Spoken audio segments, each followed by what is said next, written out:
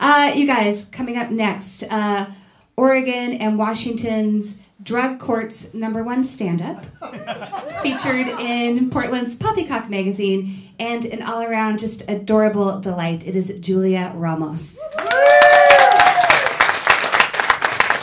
Yay! There are so many of you. I can see your face. That's not usually how stand-up works. Hello. Like she said, my name is Julia Ramos. I'm Mexican. What? Totally am. Usually no one can tell. I feel like I'm cheating, though, because right now I'm a little bit darker from working outside, so it's a tan. So I kind of give it away a little bit more. When I was little, I was super, super light, and so I just got used to the fact that everybody would just, Mexican, you're not Mexican. That by the time I was a teenager, I was like, yeah, you're right, I'm not. I'll agree with you. But the thing is I realize now that I tend to get it in my head that I'm not, which is a weird thing. It's totally weird. So I was going through Facebook the other day, and I was scrolling down, and I saw my boyfriend's post, and it was like, enjoying a romantic movie with my Latin lover, and I was like, whoa! Who is she? It was me. It was fine. We're cool. He let me know. I think he thinks I'm crazy, but we're cool. I was in drug court. I was actually on probation for about 18 months. Best thing that ever happened to me. Loved it. Did not think I would ever say those words. I loved probation. It was the most structure that I'd probably ever had in my life. That's just what it was, and I enjoyed every minute of it. I did learn a lot about myself, though, being on probation, like I'm not proud of. I learned that I judge people regardless of the situation that I'm in. Something I do. So I'm on my way to jail, and we come to... Yeah, it was so fun. The officer, though, he let me choose the radio station. White privilege. He had no idea. It totally worked out. Okay, anyways. So I'm on my way to jail. We had this stoplight. The cop does this thing on the computer to the car next to us, yells out the door or out the window, hey, is that your car? Guy's like, yeah. And then the cop's like, okay, so you know your tags are expired. Guy's like, yeah, I'm on my way there right now. We go. The cop from the front seat's just like shaking his head. He's like, they're always on their way. From the back seat, you guys, fully handcuffed. I go, can you believe some people? What the fuck? As you were, sir, off to jail, where I belong. So that was the thing. It was the best thing that had happened to me. Like, just for sure. I've been sober now for a little over 3 years. I'm dating someone who is sober, and that means we talk a lot. There's the sober talks, you know what I mean? Like, you lose all of that excuse of just like, oh my God, I said that? I can't believe I said that. I was so drunk. Gone.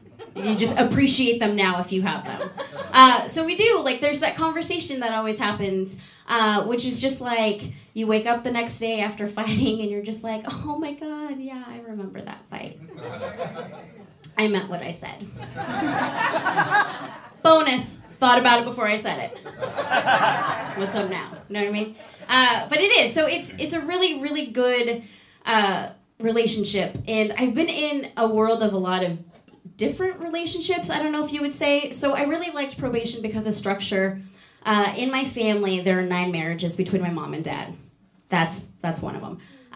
My dad was married 4 times, and my mom was married 5 times, 4 times to the same man. Yeah. No, it gets better. So yeah, I've only ever had one stepdad. The thing I realized after their 4th wedding was that somehow I got demoted with every single one of those weddings. Yeah, icing on the cake. So here's how it went. Maid of honor, bridesmaid, witness, not even fucking invited. Just like that, just not invited.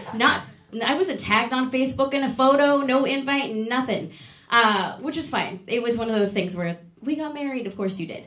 But my sister came and saw me do a show for the first time like a month ago, and like they were taking me home afterwards, and I just remember her like doing the math, and she's like, so wait a minute, they got married when? And I was like 3 years ago. She was like, what? She's like, I knew that they put their wedding rings back on. I was like, yeah, because they got remarried. I was upset that they hadn't invited me they never even told her. Yeah. Who's the favorite now, right? Totally. Oh, it was amazing. Made me so happy. But I am. So this relationship is a really big step for me, especially being sober, like having to feel your feelings. Ugh. But we do it. So part of that is like we've gotten to a point where we talk about having kids. And he told me, he's just like, I think I'm sterile. And I was like, what? I was like, you're not sterile. I was like, what, did you go to a doctor and the doctor said you might be sterile? I was like, you're not sterile. And I was like, what makes you think that you're sterile? And he's like, I'm 33 and I haven't had a pregnancy scare. I was like, you're not sterile. You've been sleeping with responsible women. You're sleeping with me now. We're going to be parents soon. Thanks, you guys. You've been great. Keep it going for Julia Ramos.